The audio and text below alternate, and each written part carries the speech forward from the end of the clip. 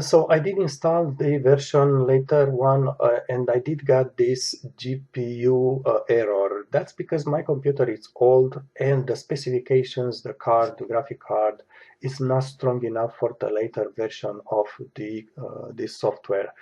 So I'm going to link this page here in the comment section, and on it's by the company, so it's legitimate. And when you just scroll down on the page, make sure you scroll at the bottom when you see latest, something like this. You just see latest, whatever versions of loads. And you have a scroll bar. And as you move down the scroll bar, you will see the older versions. That's where you find them. It's legitimate. Again, you make just sure you select Windows, Mac, whatever the platform you have. And I suggest maybe I'm going to select 14th because it works with an integrated graphic card on Intel.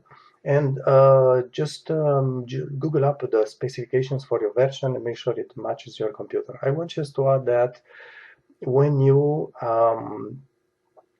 select here, they are going to ask you for a lot of information, phone, email. Put fake ones, it doesn't matter, it will work. So this is the version 14. It's finished installing and it works. So just try to get a older version basically. And by the way, on your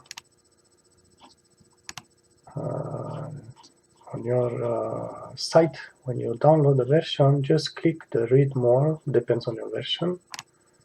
It's bringing you to this page, and maybe I'm not sure how to get rid of this.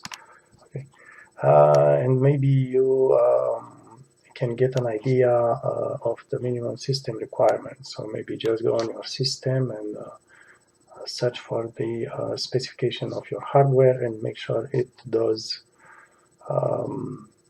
match the minimum requirement here.